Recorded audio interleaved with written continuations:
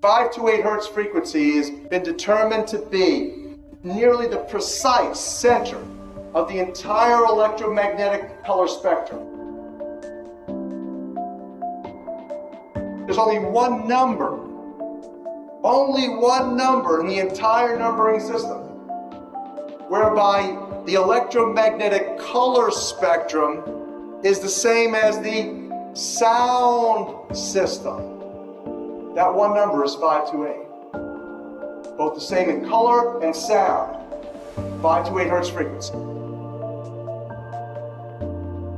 A miraculous key that opened doors that no man can close and close doors that no man can open. 528. It will change your life in the most beneficial way. And now we have substantive evidence, massive amounts of evidence that is what 528 is.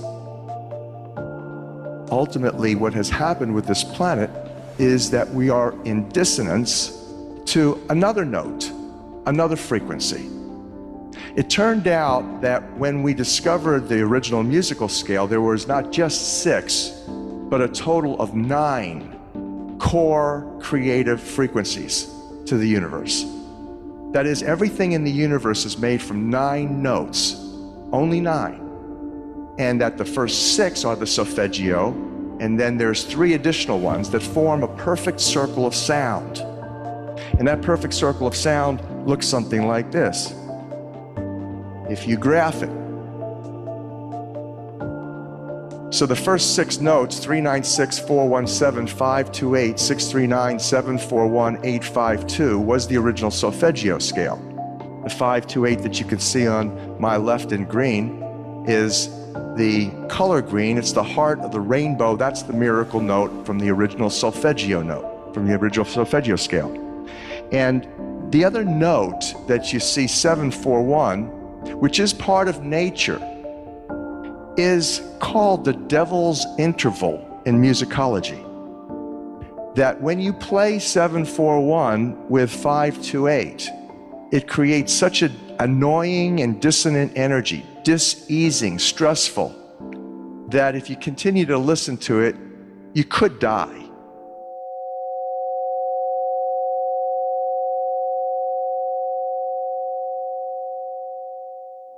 And so that the concept here is interesting.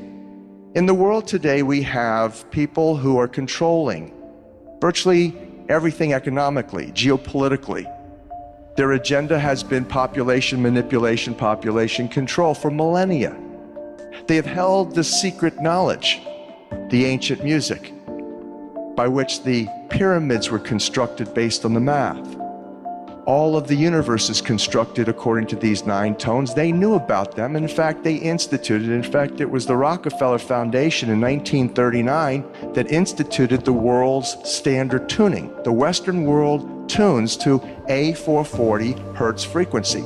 That when you tune your instrument to that, the F sharp note is 741. Precisely. The A440 is what now is the standard tuning. If you go A439, you're closer to one of the creator's tones. If you go A441, you're closer to one of the creator's original tones. That's how precisely it has been manipulated. To do what? To shut down the 95% of your brain, particularly the right brain that operates the heart-mind to the divine human community. With Dr. Len Horowitz. I'm very, very excited to be sitting here with you. I've seen so many of your YouTube videos circulating, and even more so excited about this topic of this video and of your next book, the 528. The book of 528, is that right? Right. The keys to prosperity and love? Yeah, but it's the key to prosperity. And really it is the love frequency. According to massive amounts of evidence, it's the heart of everything in the universe, including your heart and God's heart. This is it exactly. And when you talk about the wealthiest on the planet, we call them the Illuminati, the international banking community. And what they do is they have an alphanumerics, and that they use codes, the alphanumerics, like the old gematria had. Every number had a letter, or a letter had a number associated with it. And so you look at the infamous or famous 666, or Route 66, America's Highway, or Phillips 66. Well, you go back to 528, and you take an octave lower, which is half of 528, it's 264, and half of 264, another octave lower, is 132, and half of 132 is 66, is Route 66 is 66, and it's actually a manifestation number. It's nothing satanic, because God created all the numbers. So it's really the manipulators of God's language, if you will, is math. And the creation of language, the first language, of course, being the, ancient sacred languages of Aramaic, Sanskrit, and then Hebrew followed. And then later the creation of the English language, where now we know alphanumerically English is Hebrew flipped backwards 100%. So in creation, we talk about musical mathematics.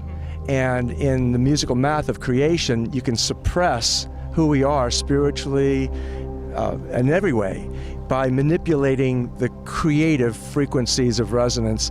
And so that's why 528, the book of 528, Prosperity Key of Love, is really, I think it's, gee whiz, you know, I hate to say that it's on par with aspects of the Bible, because it fulfills Bible prophecy. It is directed by the Creator. We are at a time in history where it is said in the Old Testament and the New Testament, in Isaiah 22:22, and in the book of Revelation 3:6-8, you have this key being heralded. It's called the key to the house of David, and it is supposed to be heralding the awakening, the mass awakening of what really, truly Jesus' ministry was all about. That is, awakening the love in our hearts and transforming this sick and sad planet into something that is far more honorable and far more sustainable.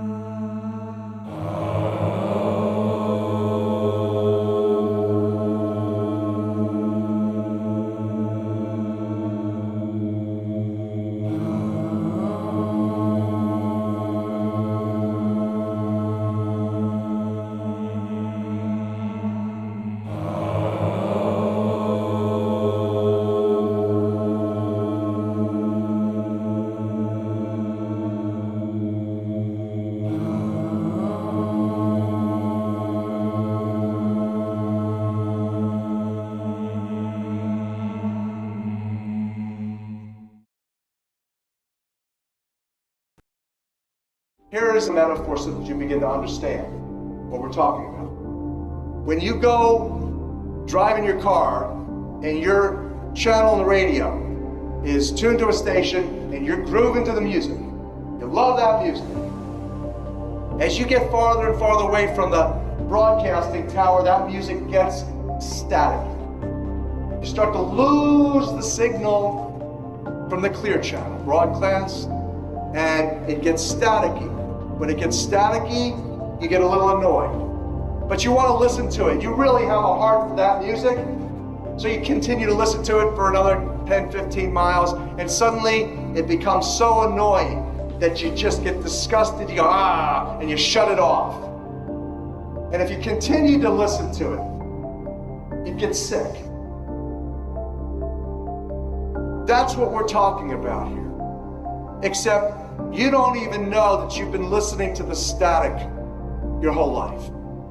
You don't even know what the true resonant frequency is because it has been kept from you. So in other words, the master composer, master conductor of the Universal Orchestra is singing love songs in 5/8, uplifting everything simultaneously. And we're the only species out of tune and accepting static for the clear channel. Dr. Masaru Emoto. He goes up on stage and he has a triangular, a musical triangle that he hits, like in an orchestra. He's hitting it over here. He hits it, bing, and about 30 yards or 30 feet away is his interpreter standing here with the same exact replica of that same size triangle. Frequency tuned to the same frequency. And he tells his interpreter to put a microphone next to it. And suddenly this one starts to resonate. He hits that one over there. This one starts resonating. How much of your body is full of water? They used to say when I was at Harvard School of Public Health, the truth was back then about 86%, 86% of your body, well hydrated, was water. Today they tell us it's only 75%. Hogwash, they've been dehydrating everybody with the poisons. 93% of the function of DNA is light and sound reception and transmission. Photon, phonon, reception, transmission for intercellular communication and cellular upregulation. You know what cellular upregulation means? It means precipitation. In the now, every millisecond, instant second, you're remanifesting right now in water. Water is the most energy conductive of all of the materials. It's a superconductor. Let me give you the fundamental, the rudimentary origin of the numbers. Here it is. The most important numbers, 3, 6s, and 9s. Again, Tesla, who created a Tesla coil. Tesla coils, energy amplifiers. Your DNA is an energy amplifier, a coil, operating by the 3, 6s, and 9s primarily. For those of you who don't know what I'm talking about, you've probably looked at engines or motors, magnets that have been wound with copper wire. When you do that, when you wind the copper, coil the copper around the magnet, it enhances the energy dramatically. That's what your DNA is. It's an antenna to the Creator. Every single cell of your body has this energy capability. It has this divine intelligence. What does that mean? That means the first entities that you should be communing with in order to uplift yourself, sustain yourself, heal yourself, is the billions of cells in your body that have its own unique genetic intelligence, its own sacred spiral to the Creator. And so this is the structure of the way that the universe operates, which does fabulous for us, our understanding of some of the most wonderful pieces of information to allow us to live a faithful life. A life according to the law, according to the matrix. Here is the simple way to analyze this. You've heard of what goes around comes around. You've heard of as you sow, so shall you reap. So this explains it. Let's say that you're here and you are putting out negative thoughts, negative behaviors, negative actions. It's all energy. The neurology in your brain's powerful. 86% of you is God water. So now that's going out, and it goes out, and here's what happens. It goes out, it goes up and down. This is called the event horizon. You shoot down through the middle of the event horizon, which is the black hole, comes out and spins back around, ultimately comes right back, bringing to you karma, bringing to you divine judgment. It's all according to the mathematical matrix. It's certain, it doesn't lie, it's always consistent, there's nothing missing, nothing broken in it. Yeah, we've all been born into this culture. We're actually involved in the Western culture heavily, and this cult suppressed the music, if you will. It's really completely out of the movie animation Yellow Submarine. If you remember the plot of Yellow Submarine, you had this magnificent, creative, artistic community and heavily involved in music. It was central to the community. And their full, living, loving, colorful, creative people suddenly have the blue meanies come, and first thing they do is they suppress the music. They enslave Sgt. Pepper and his Lonely Hearts Club Band. They steal the instruments and they put the instruments in jail. And then the colorful, living, loving community turns to fragile black and white, where their bombs, green apples, and other frequency resonating bombs hit, and they shatter the people. They're frozen in black and white. And so that's how the Pepperlanders are killed. And one person escapes in that movie, goes into the future, gets the Beatles, and they go back in a Yellow Submarine, and the first thing that they do to save the population is free the instruments and start playing the music. That's the same exact metaphor of what we're talking about. In 1938, it started. 1939, it was completed. The Rockefeller Foundation, through the British Standards Institute, institutionalized the Western world's music to a standard frequency of A440. So if you go to any concert, typically concert tuning is A440, all the instruments are tuned to it. And what that does, essentially, is suppress the heart and every chakra below the heart, and stimulates every chakra above the heart, including the pineal gland, which is the seat of consciousness. It's also the seat of ego, egocentrism. It's the god of science. It regulates, it dominates all of the culture. So we're no longer honoring the arts. We're no longer honoring, as it should be, the beautiful artists and the composers who are tuned into their heart and into that love as a creative expression, a divine expression. And that ultimately, to free that, you just want to release the music, free the music. But it's also something, when you understand, we're living in a hydrated atmosphere. There's water all around us, even right now. You know, it's different state as what we're looking at the ocean, but it is equally hydrated, if you will, and that the frequency resonance, since water is a liquid crystal superconductor of sound and light, then the frequencies, as you play that music, it's freeing to everybody, because the vibrations, like a pebble in a pond, ripples out to the farthest shores and touches everybody's hearts. And that's what the key to the House of David is really, in my opinion, prophesied to do.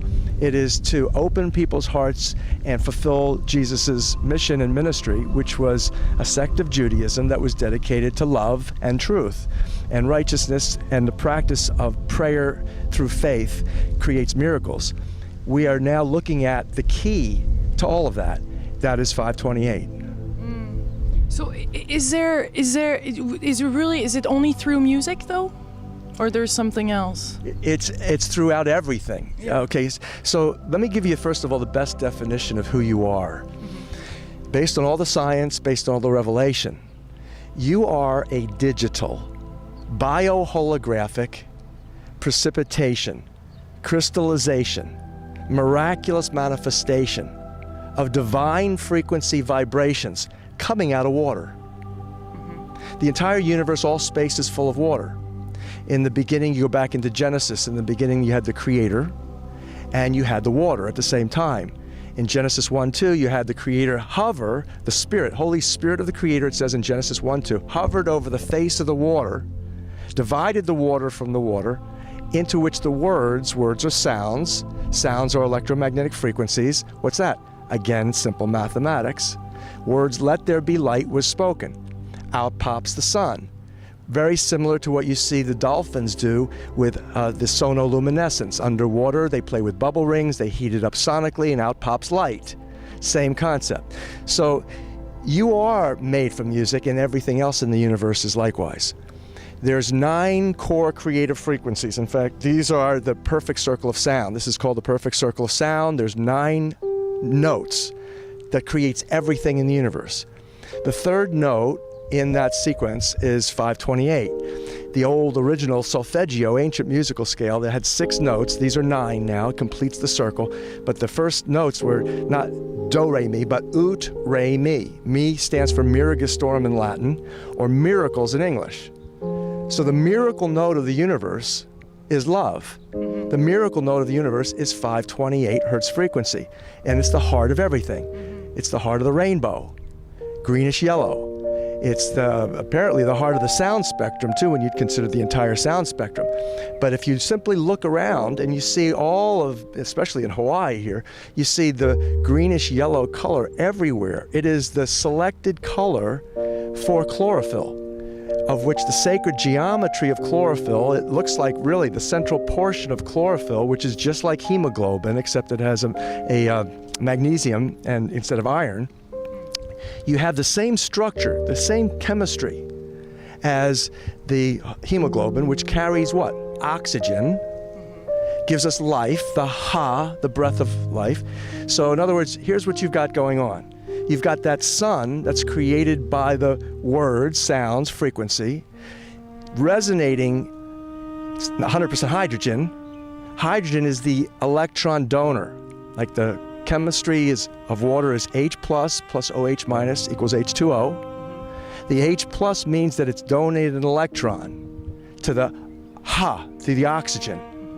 So now what you've got is the entire universe is piezoelectric. In other words, every action, whenever there's anything moving anywhere, whether it's the blink of your eye or whether it's a cosmic event, it's because of electrons. And so water is donating those electrons, and the sun is beaming those electrons in both sound and light. The rainbow reflects that. At the heart of the rainbow is 528 hertz.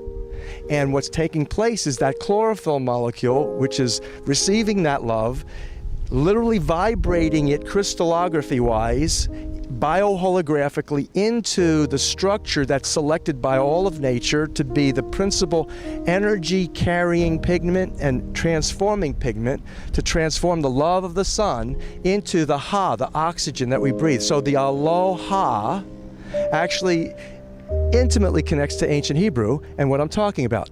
The Aleph in the beginning, the aloha is the beginning. The O is the omega, alpha omega.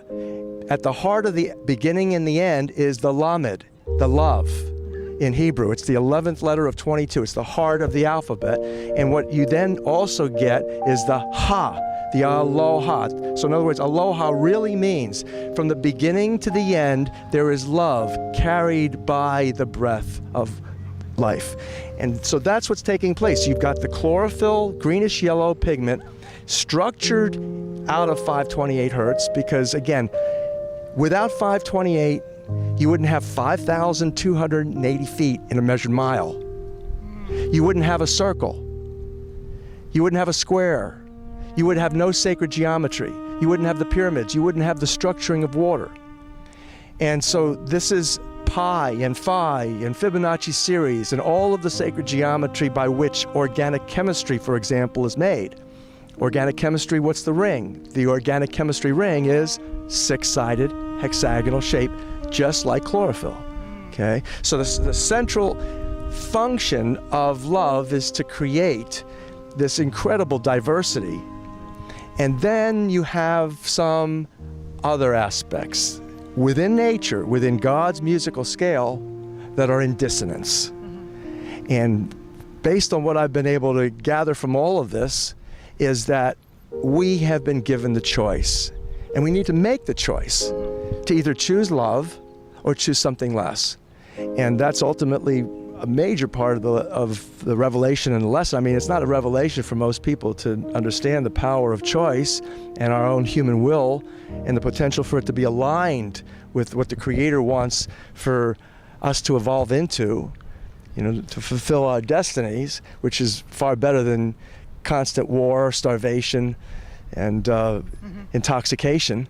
So I think we've got a choice to make right now. These are the end times. A lot of people are saying that, and a lot of people are feeling the crunch. And the choice that needs to be made now is one exactly what Jesus was talking about. It's about love.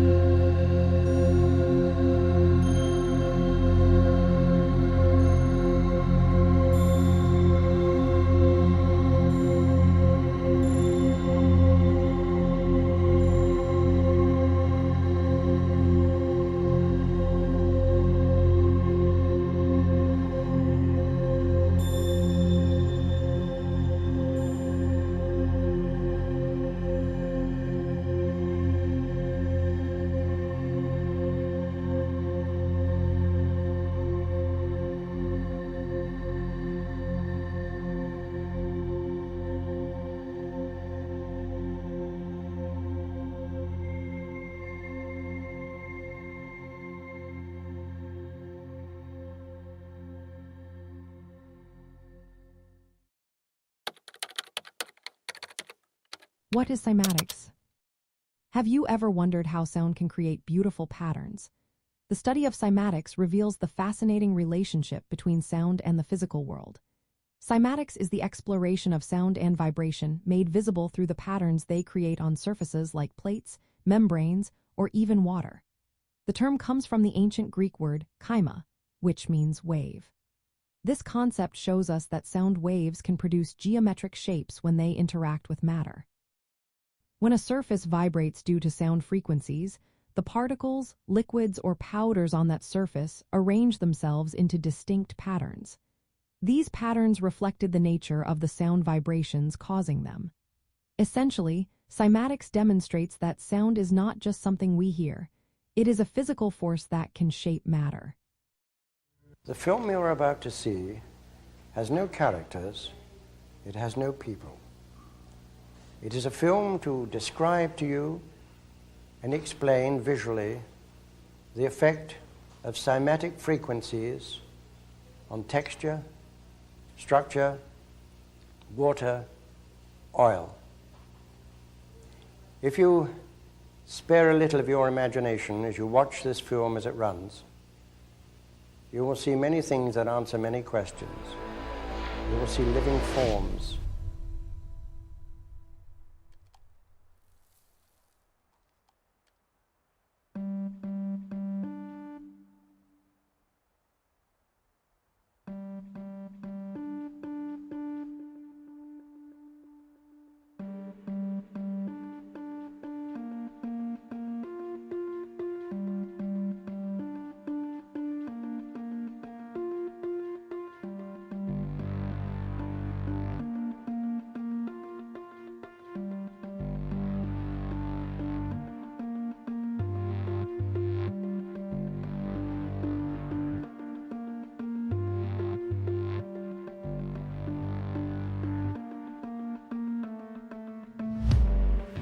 Living amoeba, almost animal-like creatures.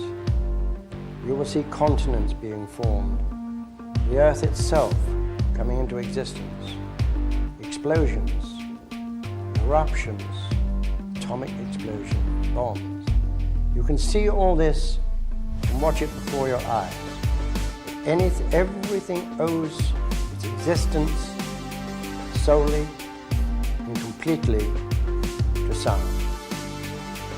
Sound is the factor which holds it together. Sound is the basis of form and shape. In the beginning was the Word, and the Word was God. We are told that this is how the world began and how creation took shape. We put that into the modern idiom and say that into the great voids of space came a sound, and matter took shape. Please watch carefully. Everything owes its existence solely and completely to sound.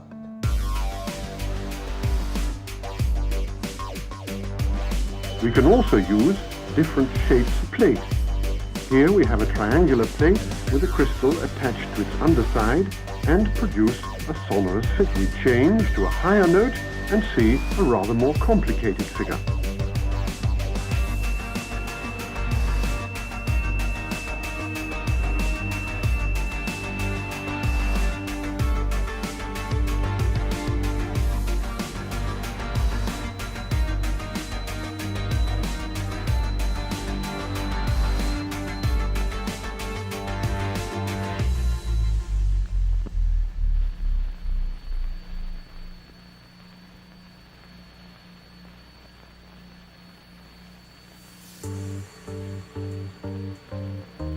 This more elaborate figure, likewise on a steel plate, is also produced by vibration. The exciting crystal is attached to the upper corner of the plate. We use sand and lycopodium. The lycopodium moves to the center of the fields and takes up circular shapes. The sand forms the lines. Each material has its own special way of behaving.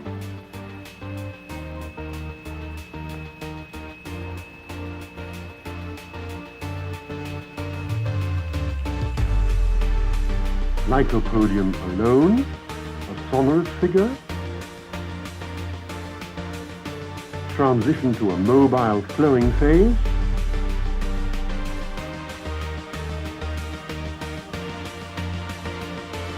and back again to the figure.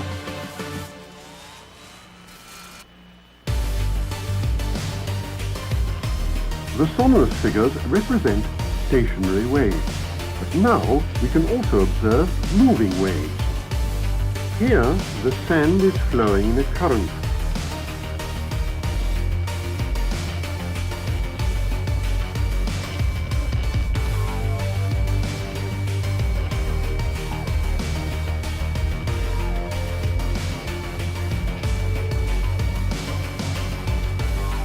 When the wavelengths are short, these currents produce a rotary effect.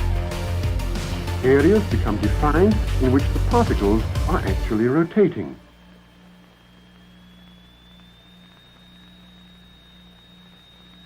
I'm sure most of you recognize this. It's light. And I'm also equally sure that most of you recognize this. It's the wire that brings the electricity up to this light to make it work. But how many of you know the name of the man that invented the system that makes this electricity?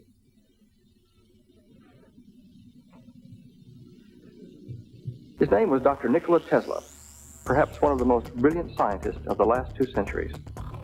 Tesla was a Yugoslav, born in Croatia of Serbian parents in 1857.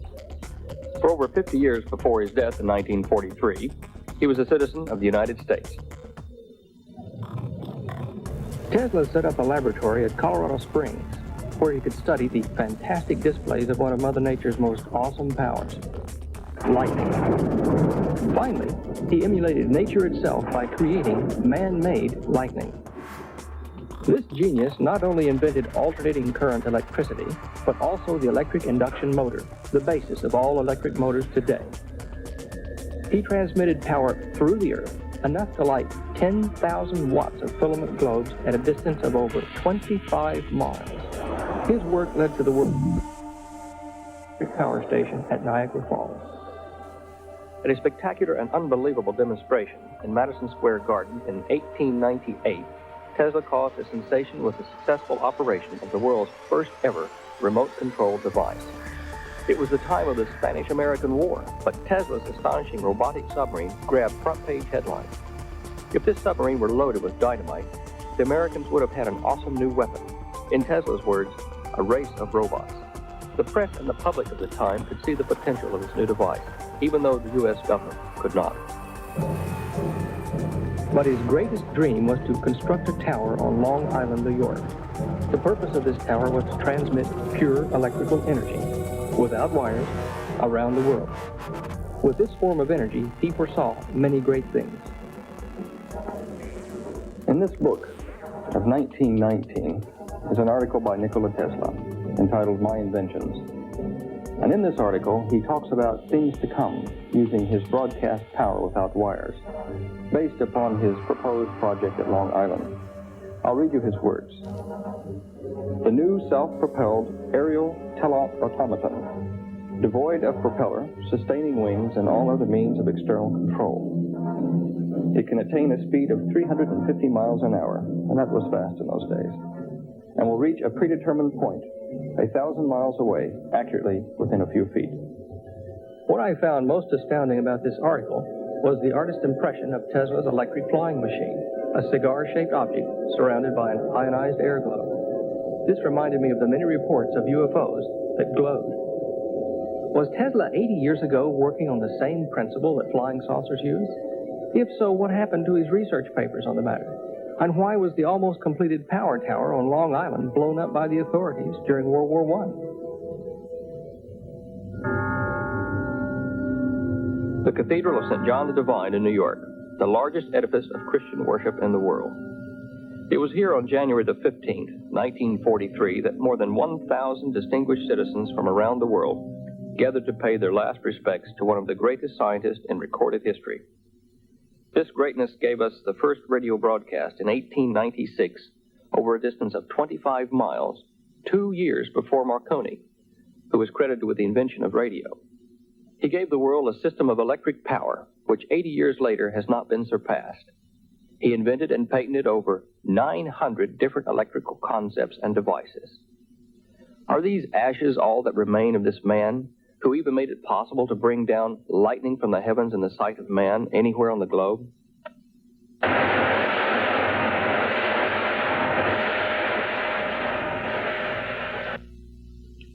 Charlotte Musar, a close friend during his later years, was one of the mourners at Tesla's funeral. She had worked as an employee at the Yugoslav embassy. She recalled the mysterious circumstances surrounding the investigation of Tesla's papers after his death. When I arrived, I found the safe was open. I don't know who ordered the opening of the safe. I learned later that all the government officials and the police and the coroner and so forth, medical examiner, had been there and gone. Miss Musar explained to me that the Edison Gold Medal Tesla had been awarded in 1917 had been locked in a drawer inside the safe, along with the keys to that drawer. The knob twirled and the safe was locked. Miss Musar had been trusted with the combination of the safe until it was reopened in Belgrade some years later. The first thing we did was to open the safe. That's when I had pulled out the combination, gave it to Mr. Kostanovich, who opened the safe, and we looked for the keys. We couldn't open the compartment and everything else. Nowhere in the safe could we find the keys. We found them in a completely unrelated, unattached box among the many that were there, finally. And when we did open this compartment, no metal was found. So that assured us that when the fellows at the warehouse told Mr. Cassani some guys were here, FBI guys were here one night taking pictures of everything. That's how they described it to him. So then that we knew then that someone had gone through his papers. But who, when, and where exactly, we don't know. Dr. John Trump, the founder of High Voltage Engineering in Boston, Massachusetts, was called in at the time of Tesla's death to inspect his papers. Dr. Trump was one of the few people in America who could read and understand the advanced work that Tesla had been engaged in. But Dr. Trump had been instructed to search for something in particular. But I was particularly looking for something which would be evidence of a secret weapon, which I was reminded by the agents, the two agents who were present during the entire time, was a matter of concern to the United States. Tesla had written to the King of England and to the Tsar of Russia, offering a secret weapon. Both these countries at the time were involved in all-out war against Germany. Dr. Trump recalled the supposed properties of that weapon. It had the capability of acting at a great distance, of being destructive to flying objects and things of that kind at a place which was remote from the source. This is the safe of Nikola Tesla. It once contained his most prized possessions, his most secret papers. Miss Musar had arrived too late to know who had opened Dr. Tesla's safe or what had been removed. And Dr. Trump had found nothing which he considered dangerous or a secret weapon. Tesla had been a naturalized American citizen for 54 years, so why were his papers seized by agents of the custodian of alien property? I suspect that governments other than those of the United States, England, and Russia were interested in the inventions of Dr. Tesla.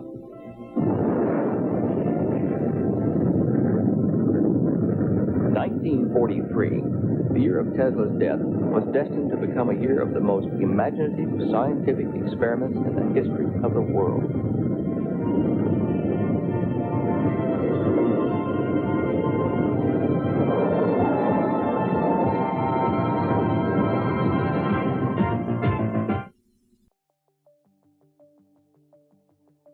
In the universe, what is ether? Ether, also known as luminiferous ether, is a theoretical substance in physics believed to act as the medium for the transmission of electromagnetic waves, much like air transmits sound waves. The fifth element or quintessence, also known as ether, was believed to fill the region of the universe beyond the terrestrial sphere, according to ancient and medieval science.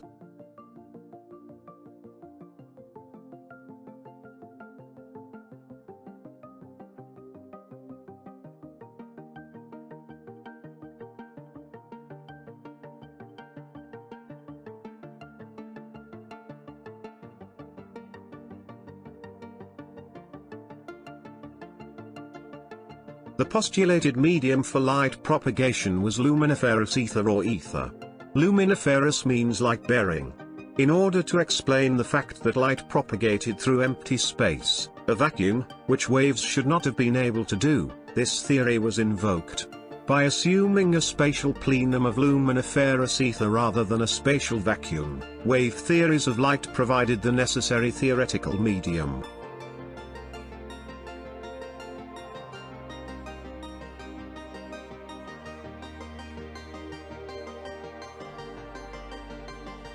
The ether hypothesis was the topic of considerable debate throughout its history, as it required the existence of an invisible and infinite material that did not interact with physical objects. As the nature of light was explored, especially in the 19th century, the physical qualities required of an ether became increasingly contradictory. Although there was no physical theory to replace the ether by the late 1800s, its existence was questioned.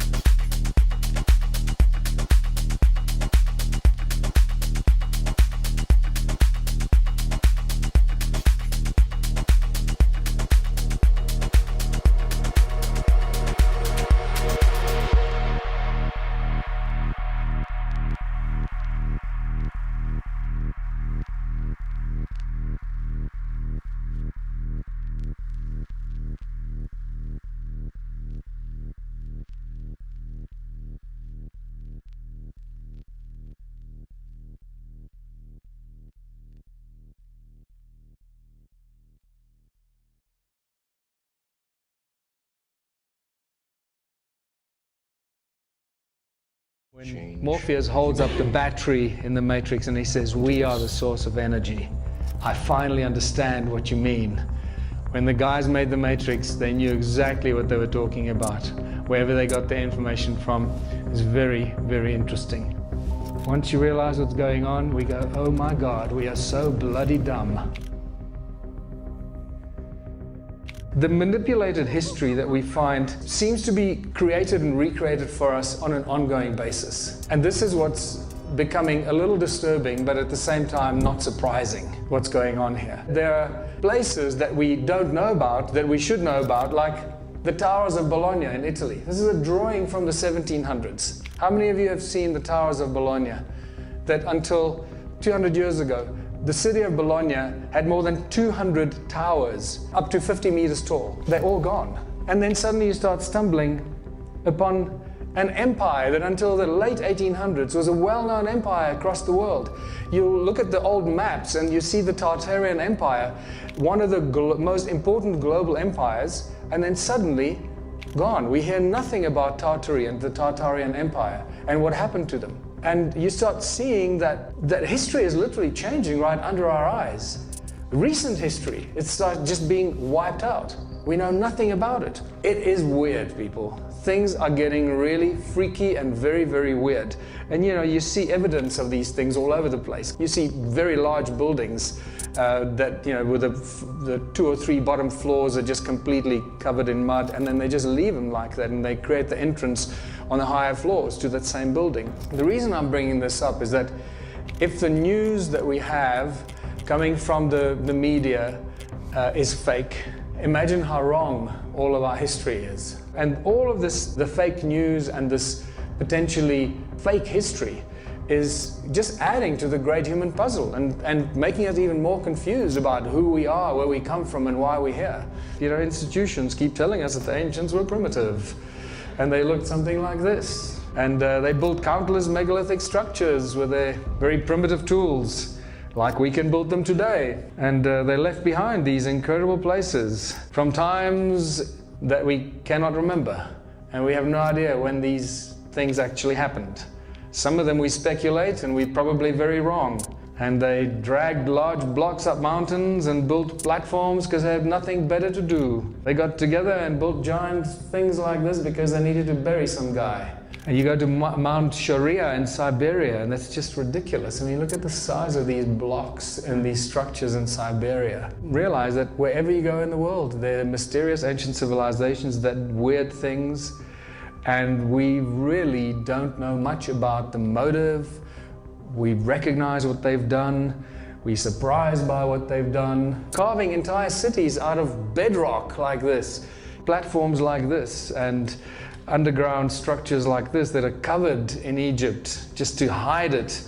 And Borobudur, which is just obviously such a powerful resonating thing. Anyone that knows anything about sound and resonance takes one look at this and go, okay, I know exactly what they're doing here. What's interesting, as you may have noticed, many of these places, if not all of them that you've just seen, and there are countless more, all of them seem to be in the Northern Hemisphere. And that is a huge mystery. But unfortunately, the discovery of the ancient ruins of Southern Africa has just now completely blown that apart, because now that is no longer the case.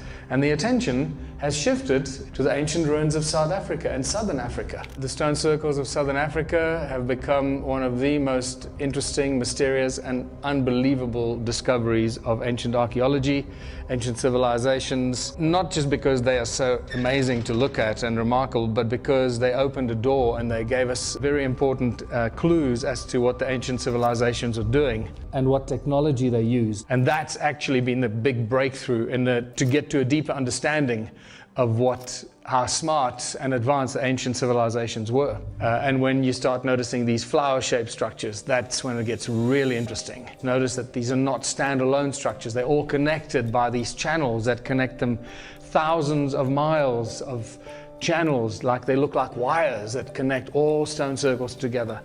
And then you can see that weird spider's web effect around it. No stone circle stands alone. They're all connected in this very large grid. And basically what you're looking at here is what has now been identified or recognized as the largest cluster of stone ruins anywhere on Earth. How many are there? More than 10 million of these structures throughout South Africa and Zimbabwe. It is quite staggering. 10 million is not a small number. This is an insanely huge number. When we get to the reason why they did this, I think this is when it starts to get really interesting. Important thing, no doors and entrances. There are several archaeological drawings that clearly show us no doors and entrances, clustered together like grapes. The channels connecting them all together, like I've showed you, everything is connected. What kind of stones are we dealing with here? And this is where it all starts to point us in a very interesting direction. It's a special kind of stone known as hornfels. It's a black stone. It looks like this. It's black on the inside, and then on the outside it's got this reddish brown skin that grows very, very slowly. A few thousand years per microscopic layer.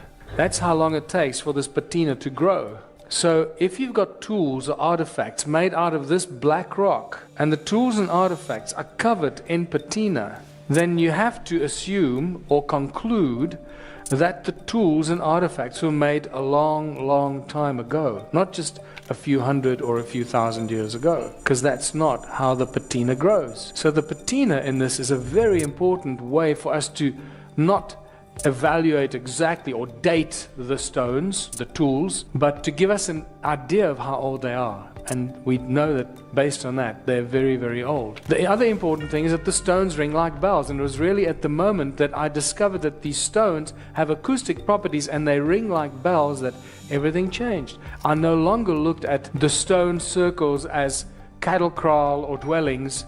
I suddenly realized that we're dealing with sound. Sound, the primordial source of all things. Infinite energy, what Nikola Tesla probably used. Sound that levitates. And now we got sound coming out of the stone walls, of the stone circles.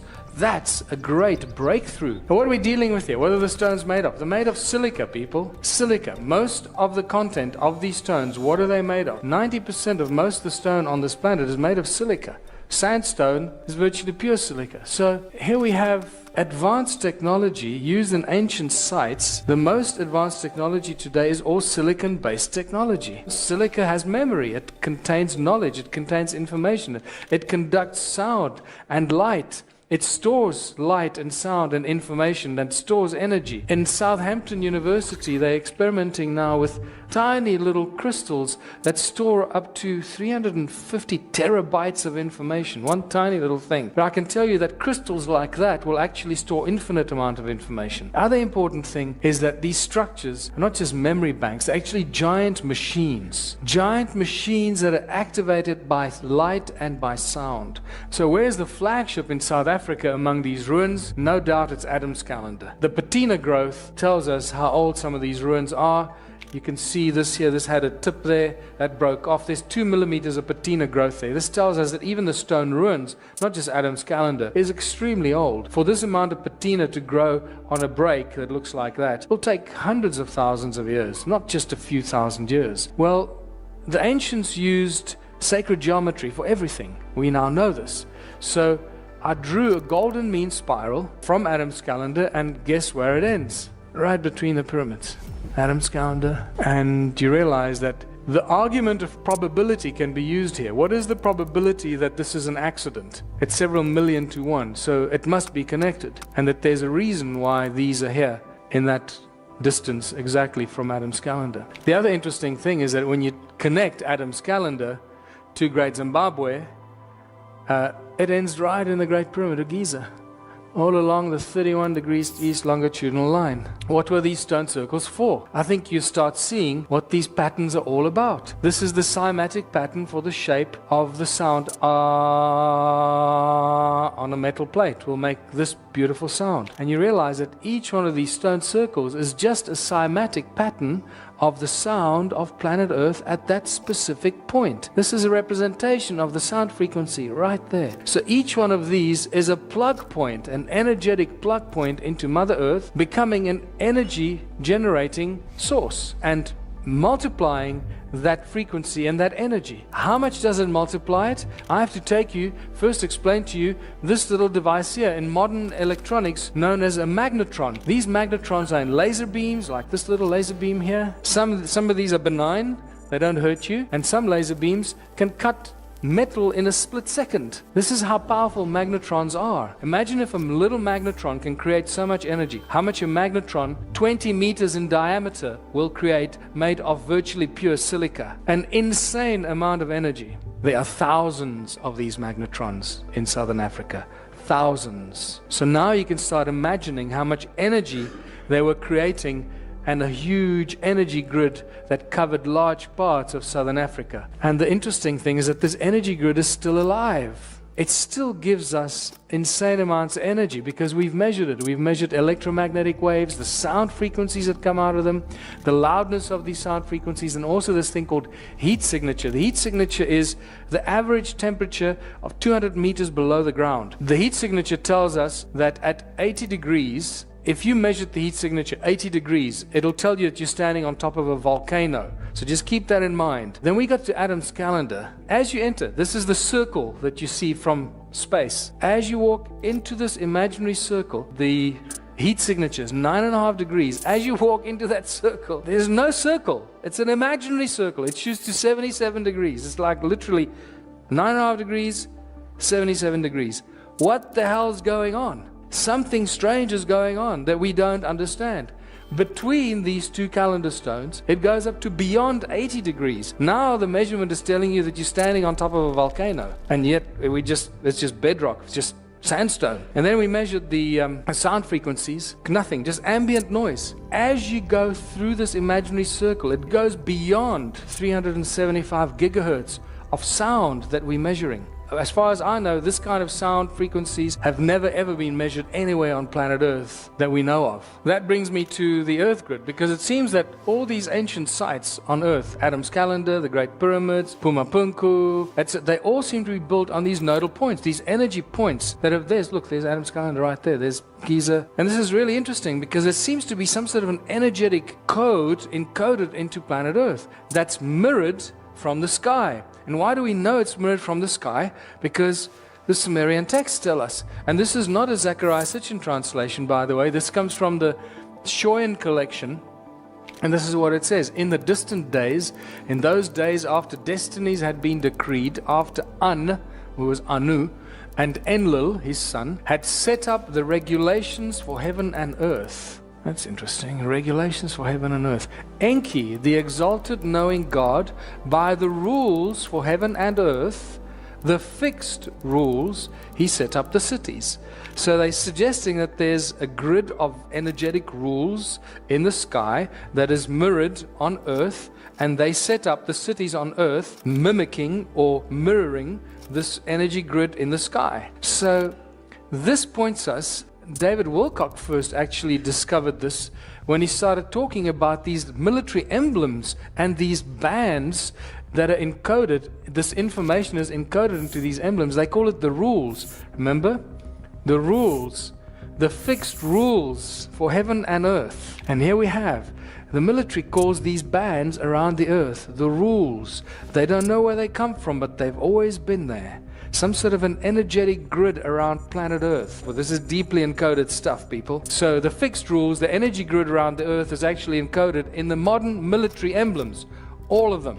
And we now know that all these ancient sites are just giant machines. The stone circles are the trigger point to make us realize that all these ancient structures were just giant machines built to generate energy. For what? That remains the mystery. We know that these are machines because sometimes photographs like this show us that energy is still coming out of these giant machines. Stonehenge, very obvious energy device. And then these ancient sites in Egypt are just technology on a gigantic scale. The obelisk rings like a bell, and you realize it's an antenna. And when you start looking at these structures in Egypt, you realize too many pillars, not enough space. This is not for praying and offering food and going to pray to the gods and all that nonsense. This is all just giant technology. There you got a beautiful amplification chamber with ringing pillars in front of it on a pedestal, and you realize that these are just templates for giant circuit boards. And these guys are just building these energy devices on a scale that we can't do today because we don't have enough money and we have no idea how to do it. And they were doing things that we can't even imagine today. Giant circuit boards, macro processors, and then devices like this, obviously. And you realize that we're dealing with a time in human history that was very, very different from our lives today. And when you go to South America, Sacsayhuaman, it's just another circuit board on top of a mountain. There's another look at it. Borobudur, Indonesia, just amplifying sound frequencies, shooting it up into the sky with a central beam at the top. And this all takes us to Caesar technology. Caesar technology that was only introduced to humanity in 2009, as opposed to laser beams. Caesar beams, infinitely more powerful. But it seems that human sound was used to amplify and start these circuit boards. Even the Parthenon in Greece, that was an ancient circuit board. It's really badly destroyed. And they had these amphitheaters. They squeeze a bunch of people in there, fill them with fear, make them clap their hands and whatever they do, and all these religious sites as well.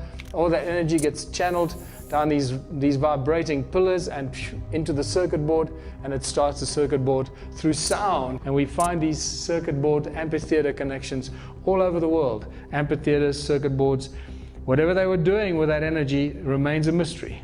There's another amphitheater connected to a circuit board on top of the mountain there. You can see it badly destroyed.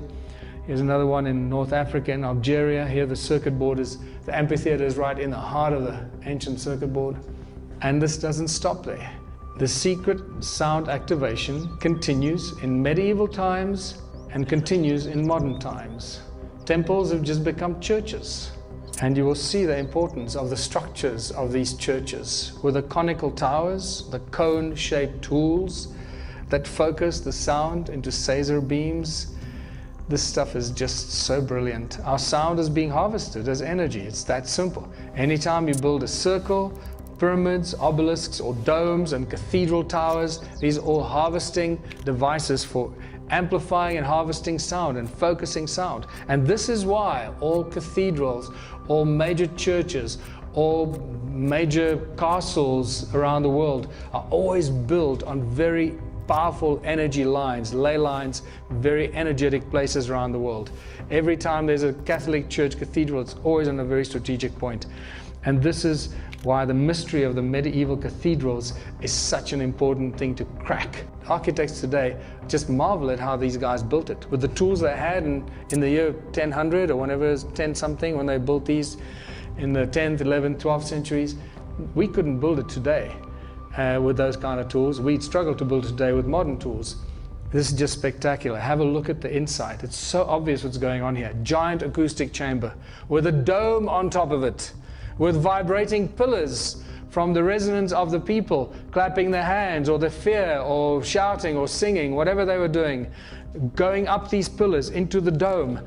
And what's on top of the dome outside of the cathedral are these spires that send the frequencies up into the sky. I mean, this is just so obvious what's going on here.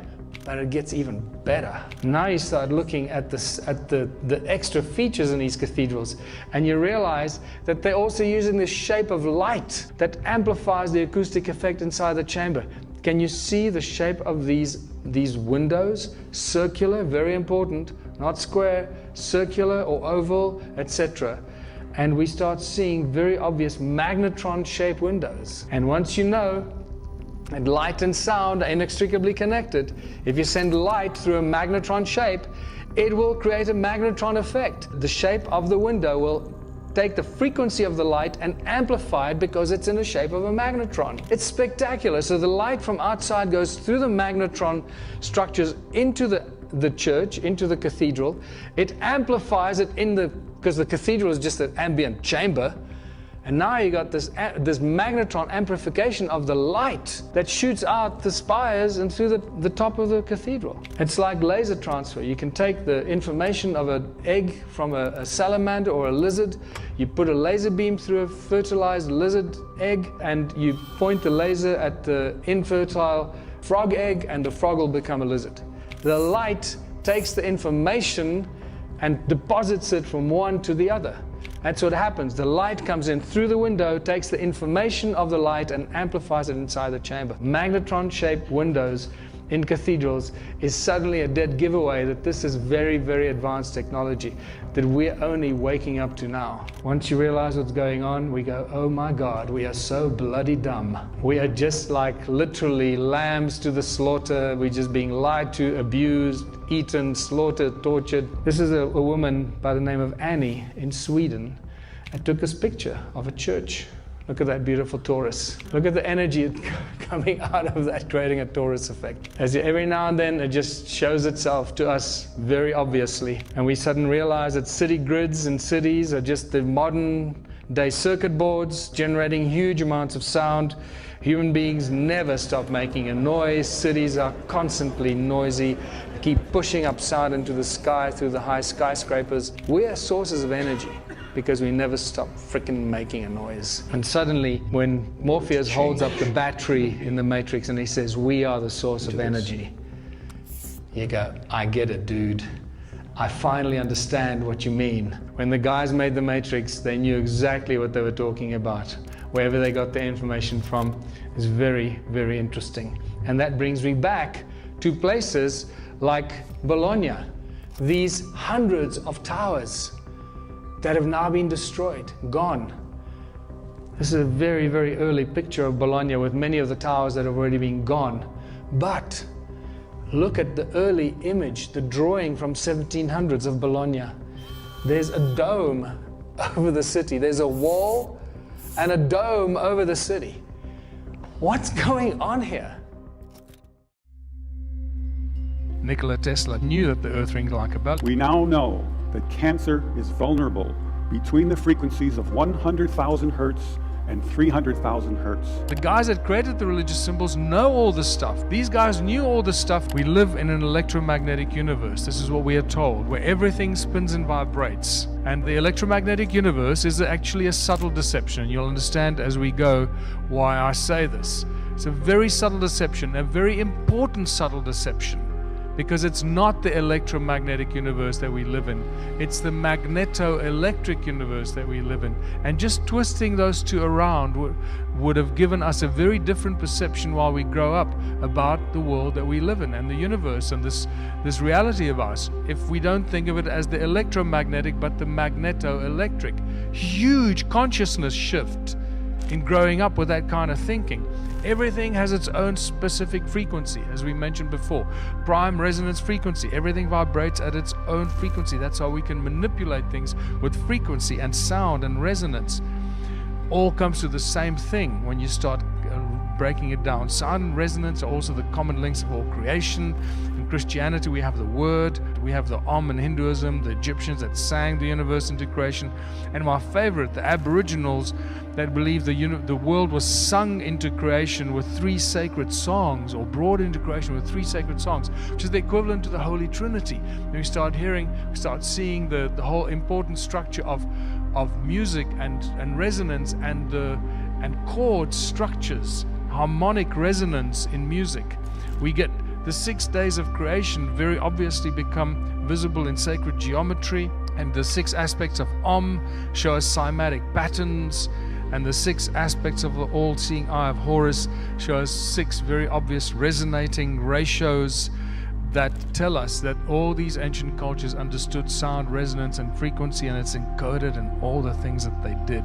Sound is the source of all creation, and it's all about coherence and harmonic resonance. Even in our bodies, if the cells of our body are not in coherent harmonic resonance, our cells are in disease, and that's why we get sick. And if we're not resonating with the earth frequencies, the natural earth frequencies of Gaia, we are in disease with the Mother Earth that we live on and walk on, and that's why we get sick. Hans Jenny's beautiful documentary called Cymatics in the 60s will show you exactly how sound is pretty much behind everything in creation. We've already looked at sound manifesting in physical form. This is the quickest and easiest way for us to comprehend, once again, how this untouchable, invisible thing called sound can manifest in physical form. That little thing on the metal plate, with the sand on the metal plate on that video. That's just probably the quickest way for us to say, okay, sound can manifest physical shapes. And sound also inspired religious symbols, because the guys that created the religious symbols know all this stuff. These guys knew all this stuff, and they know they're all connected to the ancient bloodlines. And some of these beautiful images of the cymatic patterns, when you drill into it, you get that perfect cross in a circle of the source of the sound. And that's it. The source of the sound is this beautiful cross in a circle, and this is why most of the religious movements have the cross in a circle as their symbol, recognizing that the source of everything in creation is sound, the sound of the Creator. And sound and resonance that does everything you can imagine. Right? Creates light, levitates, boils water, creates DNA. Sound heals and destroys pathogens, moves beyond the speed of light. And we have hypersound and laser and Sazer technology, not laser, sound lasers, Sazer.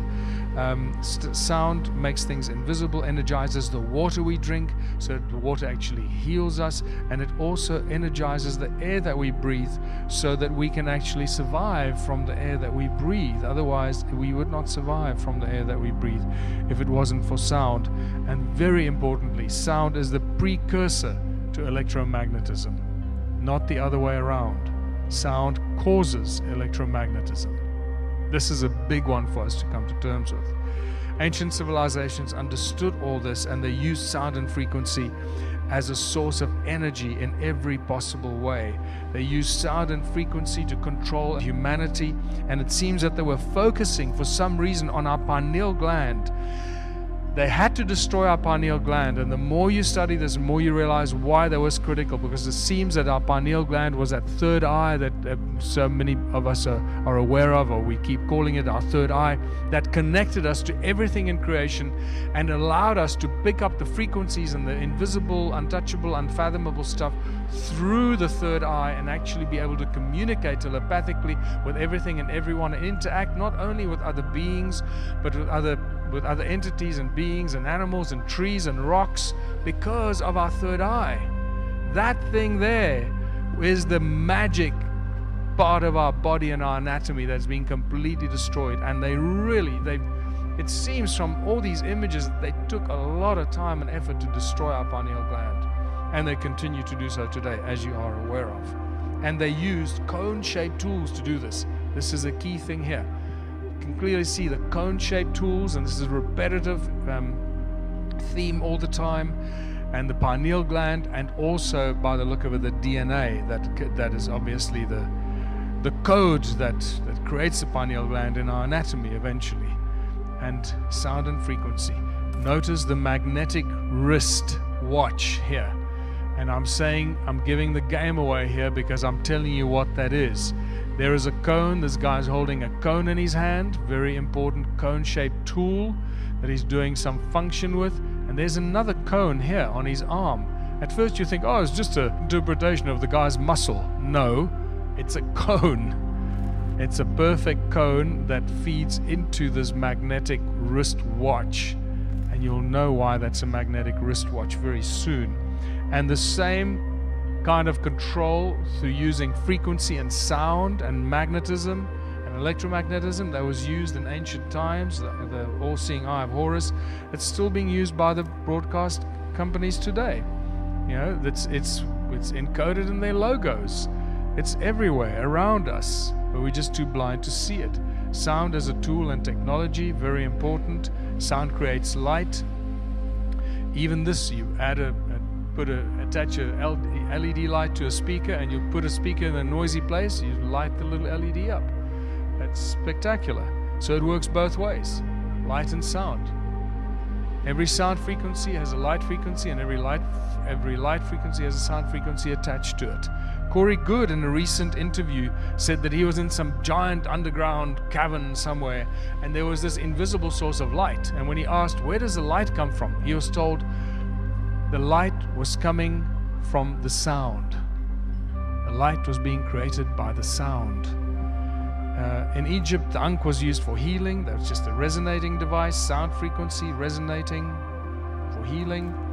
The Native American medicine wheel is clearly just a cross in a circle as a source of all things, from sound to heal people. Royal Rife, the man who cured all disease in 1931, he did that with sound and resonance and frequency. Spectacular achievement in curing cancer in the wards. This is his handwritten book that I had the privilege of seeing. It's in a private library in Sedona, Arizona. There's about 700 pages in there, I think, and they are page after page with his own handwritten frequencies for all the different diseases. One of my biggest, most exciting obsessions at the moment, and if there are people in this room that can do this, please go away and do this. You know that honey lasts forever. It doesn't go off. It's not affected by viruses, bacteria, pathogens. It's one of those miraculous things. Apparently, the reason that honey does that is because of the frequencies of the bees' wings when they're building their honeycombs and when they're creating and bringing in the honey. So it's a frequency of the bees' wings that creates the hexagonal structure of honeycombs. It's also interesting is that the hexagonal structure is a structure of oxygenated and structured water that cures disease. This is really important. If any one of you can go and record the frequency of bees in a beehive, the buzzing of the bees' wings, and you take that frequency to a lab, a biochemistry lab, and you expose a petri dish of viruses, bacteria, and fungus to the frequency of the bees' wings, I suspect that that frequency will kill the bacteria. George Lakhovsky's multiple wave oscillator is a spectacular device with which he cured his father, listen carefully, He cured his father of quadriplegia. You don't cure people of quadriplegia, right? His father was admitted with quadriplegia into the hospital in the USA. 6 weeks later, he walked out on crutches.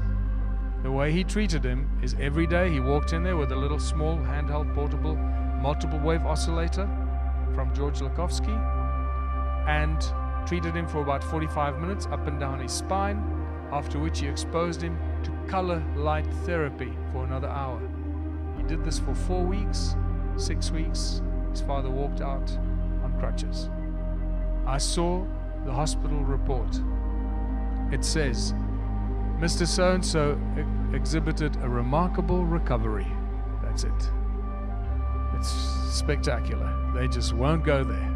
They will not be, engaged in any explanation. In 2011, Anthony Holland, this is now in a TED talk, show us which frequencies kill cancer cells. Very briefly. Okay, he tells us between 100,000 hertz and 300,000 hertz kills cancer cells.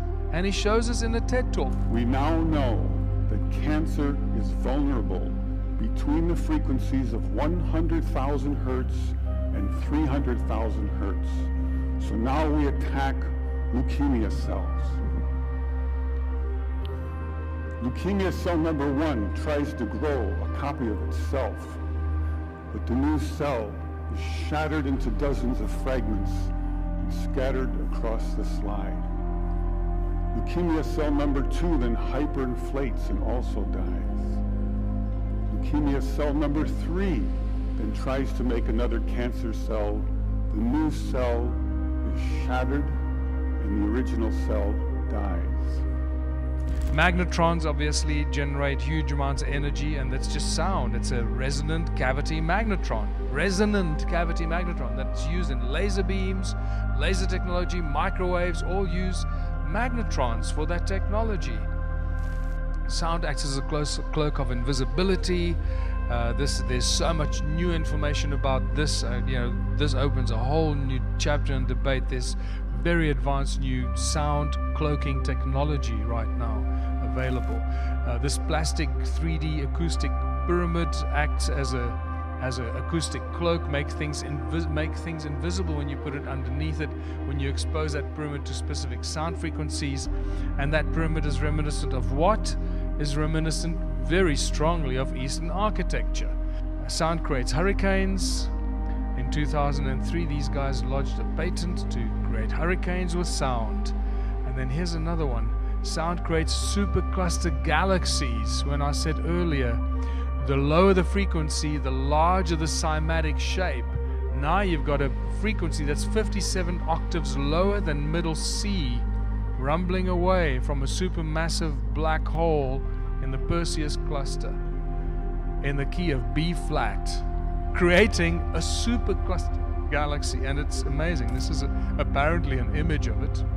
I like the one on the left because when you watch Hans Jenny's Cymatics documentary, that looks identical to the images of lycopodium powder on a metal plate with sound frequencies on it. This is like lycopodium powder that's creating supercluster galaxies. This is insane. So you start to get the idea of as above, so below. There's no end. This is what really disturbs me. The fact that we could put out fire with sound, and yet this has not been employed or used anyway.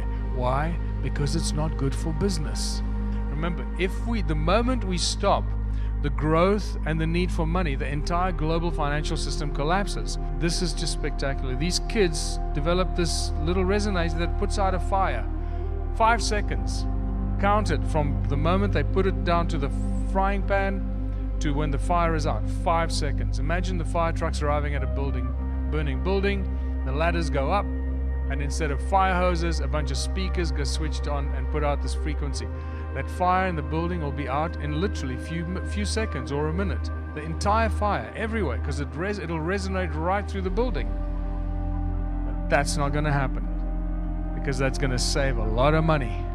Swarm robotics, where it'd be attached to a drone, and that would be applied to forest fires or even building fires, where you wouldn't want to sacrifice. 5 seconds.